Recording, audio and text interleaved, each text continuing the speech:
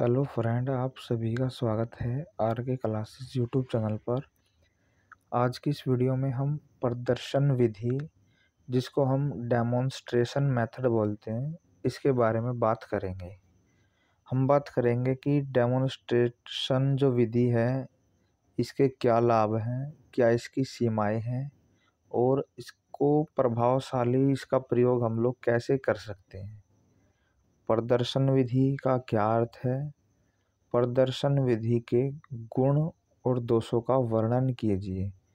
Question देखिए, घुमा फिराकर कैसे भी पूछ लिया जाए, आंसर जो है इसका सेम रहेगा। इसको इस तरह से भी पूछा जाता है, डेमोन्स्ट्रेशन एक ट्रेनिंग विधि। इसके रूप में इसके लाभ, सीमाएं और इसका प्रभावशाली जो प्रयोग है उसके बारे में हमें विस्तृत में बताना है, डिटेल में बताना है।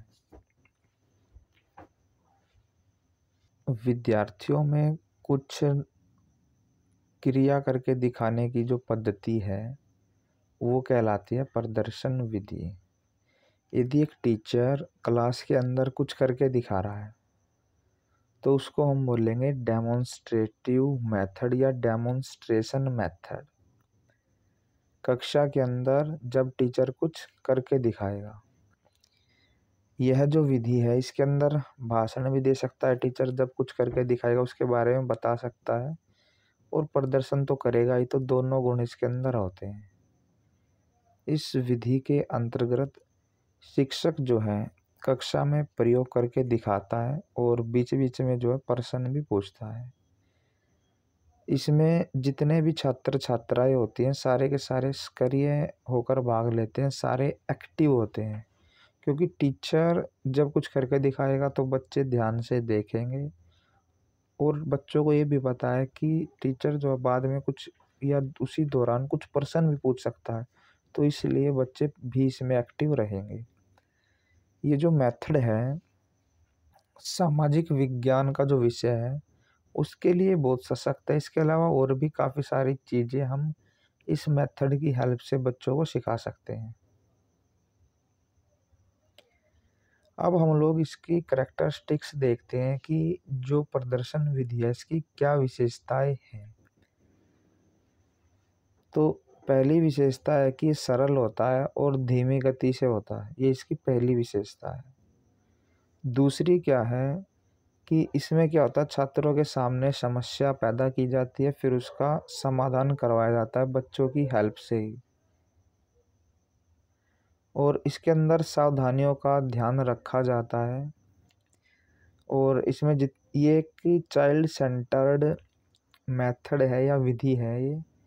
और इसके अंदर जितने भी छात्र छात्राएं होते हैं सभी का जो है ध्यान केंद्रित इसमें किया जाता है और इसके लक्ष्य उद्देश्य स्पष्ट होते हैं। एक योजनाबद्ध ये विधि है और इसमें क्या होता है, समय दिया जाता है रिहर्सल के लिए। मतलब जो भी चीज़ करके दिखानी है उसकी प्रैक्टिस की जाती है। फिर है समय का, मौसम का, इन सब चीज़ों का भी क्या है ध्यान इसमें रखा जाता है। फिर है कुछ सजेशंस हैं, कुछ सुझाव हैं जो इस मेथड के लिए जो है एक टीचर को ध्यान रखने होते हैं। सहायक सामग्री की मात्रा ज़्यादा होनी चाहिए ताकि खराब होने की स्थिति में कठिनाई ना, मतलब जब टीचर कुछ चीज़ एक्सप्लेन करेगा या मतलब दिखाएगा बच्चों को, तो वहाँ पर ऐसा नहीं होना चाहिए कि एक ही चीज़ है टीचर के पास, और भी ऑप्शन होने चाहिए ताकि कोई प्रॉब्लम आ जाए तो टीचर को दिक्कत ना हो। फिर आगे है कि कक्षा में ना प्रदर्शन के लिए जगह भी होनी चाहिए। कक्षा के आकार को ध्यान में रखा जाना चाहिए। श्यामपट्ट होना चाहिए, ब्लैक बोर्ड या वाइट बोर्ड होना चाहिए क्लास के अंदर। और जो बच्चे हैं उनकी तर्क शक्ति, चिंतन शक्ति में वृद्धि के लिए मतलब उनसे प्रश्न भी पूछने चाहिए एक टीचर को। और छात्रों के बैठने की स्थिति ऐसी होनी चाहिए कि सारे बच्चे यदि टीचर कुछ करके दिखाए आसानी से उसको देख सके, बच्चों को कोई किसी भी तरह की कोई प्रॉब्लम ना हो। जो सहायक सामग्री है मतलब इतनी बड़ी चीज़ टीचर को दिखानी है ताकि सभी बच्चे उसको आसानी से देख सके। और जो इम्पोर्टेंट कोई पॉइंट है तो उनको नोट भी कराना चाहिए एक टीचर को। और टीचर जो है वो ट्रेंड होना चाहिए, ताकि प्रदर्शन का जितना भी आइटम है या कुछ सामान है उसको टीचर आसानी से उसको यूज कर सके। इसके बाद हम लोग इसके स्टेप्स देखते हैं कि जो प्रदर्शन विधि है इसके क्या चरण या सोपान होते हैं। अध्यापकों की बहुसंख्या प्रदर्शन प्रणाली, मतलब ज़्यादातर टीचर इसका यूज़ करते हैं, बहुत बड़ी संख्या में टीचर जो है इसका यूज़ करते हैं, तो इसीलिए इसके जो चरण है उनकी व्याख्या भी हमें करनी ज़रूरी होती है। सबसे पहले क्या होता है, प्लानिंग की जाती है और तैयारी की जाती है। मतलब टीचर जो है प्लानिंग करेगा, फिर उसी के हिसाब से अपनी तैयारी करेगा। प्रदर्शन विधि वास्तव में अध्यापक की योग्यता की कड़ी परीक्षा है, अतः उसे इसके लिए पूर्ण रूप से तैयार होना चाहिए। तैयारी करते समय उसे निम्नलिखित बातों का ध्यान रखना चाहिए। अब कुछ पॉइंट हैं जिनका एक टीचर को अपनी तैयारी के दौरान ध्यान रखना चाहिए। जो भी सब्जेक्ट मैटर टीचर को टीच करना है उसका ध्यान रखा जाना चाहिए। उससे संबंधित जो है टीचर को नोट्स बनाने चाहिए, और उसमें वही टीचर जो प्रश्न बच्चों से पूछने हैं वो भी इंक्लूड होने चाहिए उसके अंदर। और आवश्यक उपकरणों का संकलन प्रबंधन होना चाहिए, और रिहर्सल भी करनी चाहिए या करवानी चाहिए। यदि बच्चों से कुछ प्रैक्टिकल वगैरह शो करवाना या कोई एक्सपेरिमेंट कराना है तो वहाँ पर बच्चों से कराई जाएगी, नहीं तो टीचर जो खुद करेगा तो रिहर्सल टीचर करके आएगा पहले ही। संबंधित विषय का पूर्ण परिचय होने पर अध्यापक को विद्यार्थियों की पाठ्यपुस्तकों में से संबंधित पृष्ठ अवश्य पढ़ने चाहिए। इससे वह संबंधित विषय पर ध्यान केंद्रित करेगा। मतलब टीचर को ये पता चल गया कि ये टॉपिक पढ़ाना है या ये चीज़ पढ़ानी है, इसके बाद एक बार बुक ज़रूर देखनी है। उससे टीचर को ये पता चल जाएगा कि कितने डेप्थ में या कितनी गहराई में चीज़ें बतानी है। पाठ योजना बनाना भी उतना ही आवश्यक है, और इसके अंतर्गत वे सिद्धांत सम्मिलित होने चाहिए जिनकी व्याख्या करनी है। उन प्रयोगों का उल्लेख होना चाहिए जिन्हें प्रदर्शित करना है, और उन प्रश्नों का ब्यौरा होना चाहिए जिन्हें क्रम के अनुसार जो है पूछना है। मतलब टीचर को लेसन प्लान बनाना है, और उसके अंदर टीचर को जो जो सिद्धांत हैं, जो चीज़ व्याख्या करनी है, टीचर को जो चीज़ दिखानी है, जो प्रश्न पूछने हैं, सारी चीज़ जो है उसके अंदर इंक्लूड होनी चाहिए। इससे क्या होगा, पूरा जो काम है एक सिस्टमैटिक ढंग से होगा। बुरे ढंग से तैयार किए गए पाठ से ज़्यादा कोई वस्तु विद्यार्थियों को हतोत्साहित नहीं कर सकती। यदि एक टीचर ने तैयारी ही बेकार करी है वो बच्चों को डिमोटिवेट कर सकती है, अदरवाइज कोई भी चीज़ नहीं कर सकती है। प्रयोगों की रिहर्सल द्वारा अध्यापक प्रदर्शन कार्य के लिए आवश्यक प्रत्येक वस्तु को प्रदर्शन मेज पर बुद्धिमत्ता के साथ उचित रूप से व्यवस्थित करे। मतलब टीचर जो है उसको सारी चीज़ें एक सही सिस्टमेटिक ढंग से रखनी है, ताकि जब प्रदर्शन करे तो किसी भी तरह की कोई भी प्रॉब्लम उसको फेस ना करनी पड़े। संक्षेप में, अध्यापक को पाठ के लिए पूर्ण रूप से तैयारी ऐसे करनी चाहिए जैसे एक लड़की अपने विवाह की तैयारी करती है।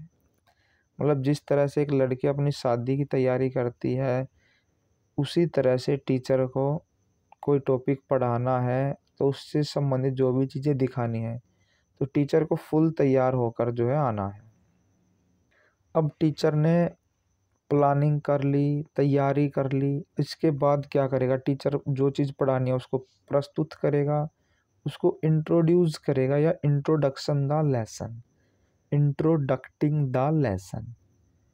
विद्यार्थियों को उचित रूप से प्रेरित, उनको मानसिक रूप से तैयार करने से पहले पाठ को आरंभ करना बेकार है। मतलब यहाँ पर क्या करेगा, टीचर जो है बच्चों को मानसिक रूप से तैयार करेगा, उसके बाद अपना जो है टीचिंग का काम टीचर करेगा।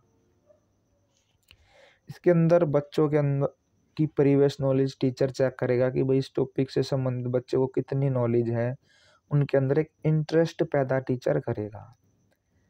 पाठ को समस्यात्मक ढंग से प्रस्तुत करना चाहिए ताकि विद्यार्थी संबंधित विषय के महत्व को समझ सके। मतलब टीचर को इतना इजी वे में नहीं करना है कि भाई बच्चे उसको वैल्यू ही ना दे। एक प्रॉब्लमेटिक वे में टीचर को प्रेजेंट करना है ताकि उसकी जो इम्पोर्टेंस है वो बच्चे समझ सके। जब अध्यापक विद्यार्थियों में उत्साह, रुचि जगा लेता है तो आधा काम टीचर का वहीं ख़त्म हो जाता है। जब बच्चे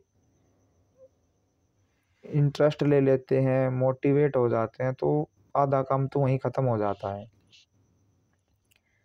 पाठ को ठीक ढंग से आरंभ करने पर ही बहुत कुछ निर्भर करता है। अध्यापक को किसी व्यक्तिगत अनुभव या घटना से पाठ आरंभ करना चाहिए।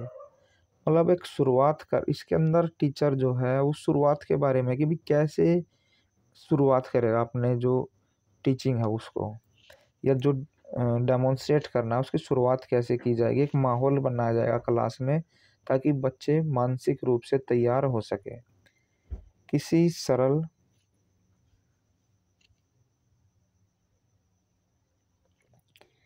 किसी सरल और रोचक प्रयोग या कोई सुपरिचित घटना है या कोई रोचक कहानी है उसके द्वारा भी टीचर जो है शुरुआत कर सकता है। कुछ भी करे, बच्चों को मेंटल लेवल पर तैयार करना है। अध्यापक को रोचक प्रयोग के महत्व को हमेशा अपने दिमाग में रखना चाहिए। इसी प्रयोग के कारण ही विद्यार्थी विज्ञान के पाठ में देखी या की गई बातों को स्कूल के अंदर और बाहर चर्चा करते हैं। केवल प्रारंभ में ही नहीं बल्कि अध्यापक को चाहिए कि वह अपने निरंतर उत्साह के द्वारा पूरे पाठ के दौरान विद्यार्थियों के उत्साह और रुचि, मतलब ज़रूरी नहीं है कि वही शुरू में ही करनी है। मतलब जब तक टीचर जो अपना काम करेगा तब तक बच्चों के अंदर इंटरेस्ट भी रहना चाहिए और उनके अंदर उत्साह भी रहना चाहिए। प्रत्येक उचित अवसर पर ऐसा प्रयोग करके दिखाना चाहिए जिसका जो प्रभाव उत्पादक है, फलस्वरूप विद्यार्थियों के ध्यान को आकर्षित किया जा सके। अब इसके बाद देखिए टीचर जो है वो प्रेजेंट करेगा।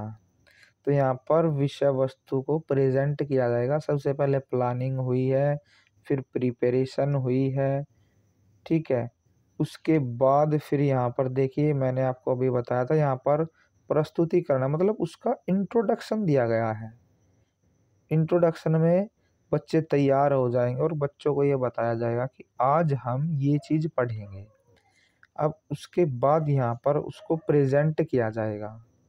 अब पाठ के अंतर्गत केवल शिक्षण कोर्स की सूखी हड्डियाँ सम्मिलित नहीं होनी चाहिए, यहाँ पर नहीं आएगा। ये चीज़ नहीं है कि वही सूखी हड्डी बतानी है हमें, उसको जो है प्रस्तुत करने की मतलब व्यापकता, मतलब हमें डिटेल में बताना है। वास्तविक पाठ के संबंध भले ही निश्चित उद्देश्य के साथ हो, परंतु यह अध्यापक के हाथ में है कि वह चाहे तो उसे संकीर्ण रूप में प्रस्तुत करे या अपने शिक्षण के लिए अपने ज्ञान और अनुभव में व्यापक, मतलब ये चीज़ जो है वो टीचर के ऊपर डिपेंड करती है कि भाई टीचर कैसे अपने जो टॉपिक है या मैटर है उसको प्रेजेंट कर रहा है। टीचर चाहे तो उसको ब्रीफ में बता सकता है या मोटा मोटा भी बता सकता है। तो ये स्टेप है कि बच्चों के सामने प्रेजेंट करना है।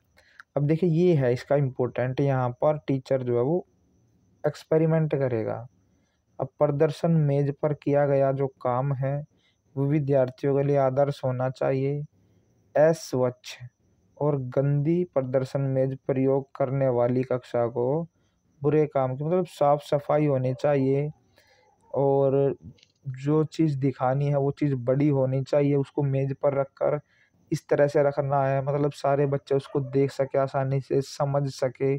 टीचर को जब प्रदर्शन करना है उस दौरान कुछ प्रश्न भी पूछने हैं बच्चों के अंदर ताकि बच्चों का लेवल पता चल सके कि भाई कितना बच्चों को समझ में आया है और क्या चीज़ें और बच्चों को बतानी है। इसके बाद अगला स्टेप आता है चार्ट पट कार्य, मतलब जो बोर्ड है उस पे क्या क्या काम करवाना है। प्रदर्शन पाठ में चाक पट बहुत ही उपयोगी सिद्ध होता है। मुख्य रूप से इसका दो उद्देश्य के लिए जो है उपयोग किया जाता है। अब दो उद्देश्य क्या क्या है, जो बोर्ड है उसका कैसे कैसे यूज किया जाएगा। जो रिजल्ट आए हैं या सिद्धांत है उनको शॉर्ट उसमें लिख सकते हैं बोर्ड के ऊपर, और ज़रूरत पड़ती है तो रेखा चित्र या लाइन वाइन भी बनाई जा सकती है। फिर जब बोर्ड यूज़ करेंगे तो क्या क्या चीज़ें हमें ध्यान रखनी है। जो राइटिंग है बिल्कुल क्लियर होनी चाहिए। जिस प्रकार चेहरा जो है वो मन का दर्पण होता है, उसी प्रकार जो श्यामपट्ट है वो टीचर की योग्यता का दर्पण होता है। श्यामपट्ट पर लिखा हुआ जो लेख है स्पष्ट होना चाहिए, पठनीय होना चाहिए, ताकि कोई बच्चा उसको पढ़े तो उसको समझ में आए कि क्या लिखा हुआ है। फिर है शब्दों के बीच की दूरी। अब जैसे यहाँ पर जैसे शब्दों के ऊपर नहीं लिखना चाहिए, मतलब ये लिखा हुआ है तो एक शब्द ये है, फिर के है, फिर ऊपर है, मतलब इनके बीच में ये जो गैप है ये एक उचित उसमें होना चाहिए। ये नहीं कि भाई दो शब्दों के बीच में कम है फिर ज़्यादा कम ज़्यादा, एक सही प्रॉपर उसमें होना चाहिए। और शब्द जो है एक दूसरे के ऊपर चढ़े हुए नहीं होने चाहिए कि भाई घसीटे हुए हैं, अलग अलग, मतलब सारे पढ़ने में आसानी से आ जाएं। अक्षरों और शब्दों के बीच जो स्थान है वो भी उचित होना चाहिए। तो ये ब्लैक बोर्ड से रिलेटेड चीज़ें हैं जो एक टीचर को ध्यान रखनी चाहिए। जो लिखने की विधि है वो एक टीचर को लेफ्ट से राइट में लिखना चाहिए, ठीक है। और जो लाइन है वो सीधी होनी चाहिए। वाक्य को टुकड़ों में लिखना चाहिए, संभव हो तो टुकड़ों में जो है वो लिखने चाहिए। लिखाई जो ऐसी होनी चाहिए जिसको बच्चे आसानी से पढ़ सके, ताकि बच्चे टीचर की लिखाई तो देख कर लिखेंगे। और जो भाषा है वो ऐसी होनी चाहिए जिसको बच्चे समझ सके, और कहीं पर संशोधन की ज़रूरत है तो वो भी करनी चाहिए।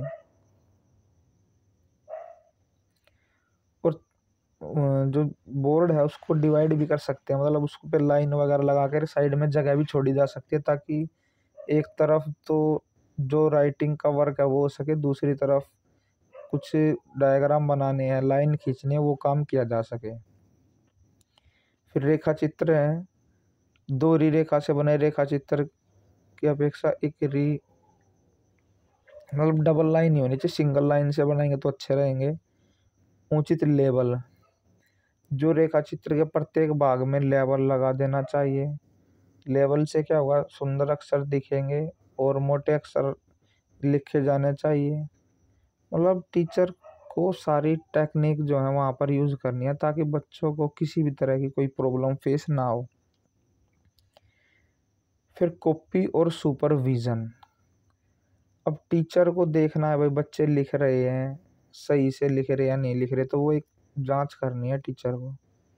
जब तक विद्यार्थी चाक पट्टी के संक्षिप्त विवरण और रेखा चित्र को अपनी कॉपी में नोट नहीं कर लेते तब तक कोई फ़ायदा ही नहीं है प्रदर्शन का, वो काम हमारा अधूरा है। तो चाक पट के ऊपर संक्षिप्त विवरण आगे चलकर देखिए बच्चों के लिए उस टाइम पे तो ज़रूरी ना हो, पर आगे ज़रूरी है, क्योंकि जब बच्चे उसको पढ़ेंगे तो बात, अब आपने चीज़ करके दिखा दिया, बच्चे 2-4 दिन में भूल जाएंगे। फिर यदि उन्हें नोट कर रखा है तो आगे एग्ज़ाम के टाइम पे भी उनको फ़ायदा मिलेगा। क्योंकि चाकपट पर प्रयुक्त जो भाषा है वो बच्चों की अपनी भाषा होती है, इसीलिए जो है उनको लिखने में भी कोई दिक्कत नहीं होती है। बच्चे जो होते हैं उनका माइंड इतना डेवलप नहीं होता कि वे अपने खुद के नोट बना सके, नोट्स या रेखा चित्र बना सके, इसीलिए जो चार्ट पट्टी पर जो काम हुआ है उसकी नकल कर लेंगे बच्चे, और अध्यापक को बार बार विद्यार्थियों के पास पहुँच कर, मतलब टीचर को ये देखना चाहिए कि भाई बच्चे सही से कॉपी में नोट कर रहे हैं नहीं कर रहे, ये चीज़ जो है टीचर को देखनी है।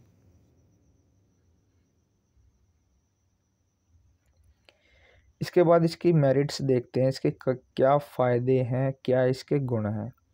पहला है एक कि ये साइकोलॉजिकल मेथड है, ये मनोवैज्ञानिक विधि है, क्योंकि इसमें विद्यार्थियों को किसी भी बात की कल्पना नहीं करनी पड़ती।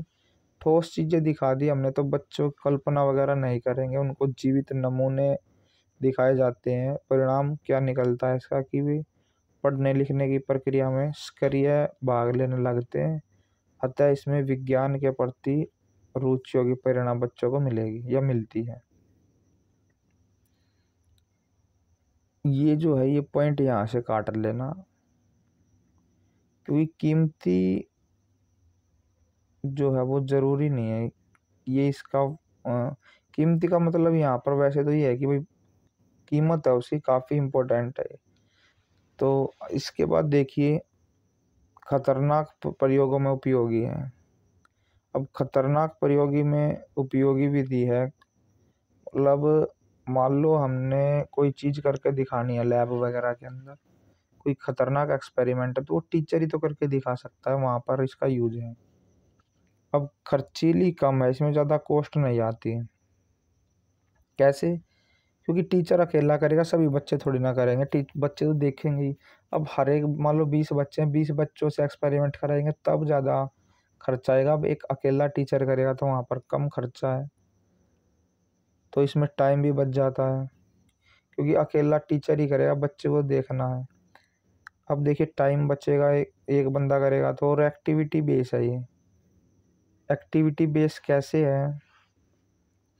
ये अविधि विद्यार्थी केंद्रित नहीं है, परंतु मतलब इसके अंदर बिजी तो रहेंगे बच्चे, निरीक्षण तो करेंगे, प्रश्नों का उत्तर भी देंगे, अपनी कॉपी में कुछ चीज़ें नोट भी करेंगे, तो एक्टिविटी तो कुछ ना कुछ तो बच्चे कर रहे हैं इसके अंदर। हर एक के लिए उपयोगी है ये। वो कैसे?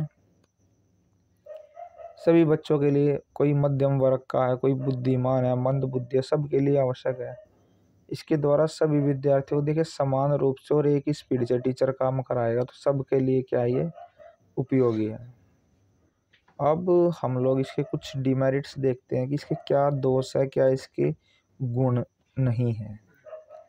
तो पहला तो ये है कि भाई लर्निंग बाय डूइंग नहीं है, ये इसका उल्टा है, क्योंकि इसमें टीचर खुद ही करता है, बच्चे खाली देखते हैं इसको प्रत्यक्ष। अब बच्चे जब खुद ही नहीं करेंगे तो बच्चों को अनुभव क्या होगा? यहाँ पर जो है बच्चों को अनुभव नहीं होते हैं। विद्यार्थी केंद्रित नहीं है ये विधि, क्योंकि बच्चे तो इसमें खाली देख रहे हैं, काम जो कर रहा है वो तो टीचर कर रहा है ना, तो ये विद्यार्थी केंद्रित नहीं है। विकास में भी बाधक, अब बच्चे जब खुद से ही नहीं करेंगे एक्सपेरिमेंट वगैरह तो सीखेंगे क्या? वे खाली देख के ही चीज़ें जो है नहीं सीखी जाती हैं। फिर आगे है जो वैज्ञानिक दृष्टिकोण है उसके विपरीत भी है ये। इसके द्वारा अत्यधिक आवश्यक जो वैज्ञानिक दृष्टिकोण का निर्माण नहीं कर सकते हम, ना ही इसको वैज्ञानिक विधि का परीक्षण जो है इसको मिला है। अब व्यक्तिगत भिन्नता का अभाव भी है। व्यक्तिगत भिन्नता के विषय में सुलभ नहीं कराता। अब बच्चे कोई तीव्र बुद्धि का है, कोई मंद बुद्धि का है, सारे एक स्पीड से कैसे सीख सकते हैं? तो ये भी इसका दोष है। अब देखिए जितनी सारी चीज़ें हमने पढ़ी है, इन सब से क्या निष्कर्ष निकल कर आया, इसका कंक्लूजन क्या आया है? जो माध्यमिक शिक्षा है वहाँ पर विज्ञान को पढ़ाने के लिए यह विधि जो है सबसे बेस्ट विधि है। यदि अध्यापक को फील होता है कि कोई पूर्वाभ्यास है, व्यवस्था है, प्रदर्शन करने में एक तो समय बहुत लगता है, दूसरा उसे बहुत काम करना पड़ता है, जो प्राप्त सीमाओं तथा विद्यार्थियों की सहायता से कर सकती है। अब देखिए यदि टीचर ये चीज़ महसूस करता है कि पूर्वाभ्यास, व्यवस्था तथा प्रदर्शन करने में एक तो समय बहुत ज़्यादा लगता है, दूसरा उसको बहुत ज़्यादा काम करना पड़ता है, तो टीचर जो है इस मेथड से मतलब इसके ज़रिए कर सकता है। अब जिस प्रकार विद्यार्थियों को चॉक बोर्ड के पास बुलाकर उनसे सवाल आदि लिखवाए जा सकते हैं, उसी प्रकार विद्यार्थियों को छोटी छोटी टोलियाँ बनाकर, मतलब टीचर छोटे छोटे मान लो 20 बच्चे हैं तो 5-5 के 4 ग्रुप बनाकर बुलाकर उनको आसानी से एक्सपेरिमेंट करके टीचर दिखा सकता है। स्वयं विद्यार्थी भी प्रदर्शन कर सकते हैं। व्यवस्था, पूर्वाभ्यास आदि भी विद्यार्थियों द्वारा करवाया जा सकता है, विद्यार्थियों से टीचर करवा सकता है, परंतु इसमें कोई डाउट नहीं है कि अध्यापक को ही हमेशा मतलब मार्गदर्शन जो है वो टीचर करेगा हमेशा। इस प्रकार इस विधि के संबंध में यह आपत्ति आपत्ति भी समाप्त हो जाएगी कि इसमें काम जो है कर क्रिया द्वारा सीखा जाता है, मतलब लर्निंग बाय डूइंग की प्रक्रिया का इसमें अभाव है।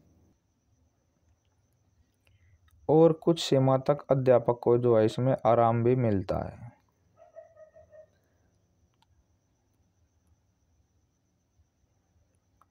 देखिए, इस प्रकार इस विधि के संबंध में यह आपत्ति भी समाप्त हो जाएगी कि इसमें काम द्वारा सीखने की प्रक्रिया का अभाव है और कुछ सीमा तक अध्यापक को आराम भी मिल सकेगा। मतलब इसमें टीचर भी कर सकता है, बच्चे भी कर सकते हैं, वो टीचर सेंटर्ड है, ये टीचर के ऊपर ही डिपेंड है। तो उम्मीद करते हैं आपको ये वीडियो पसंद आई होगी। यदि वीडियो पसंद आई हो तो इसको लाइक करें, शेयर करें और कमेंट बॉक्स के अंदर अपने कमेंट ज़रूर डालिएगा। मिलते हैं किसी ऐसी वीडियो में, तब तक के लिए धन्यवाद।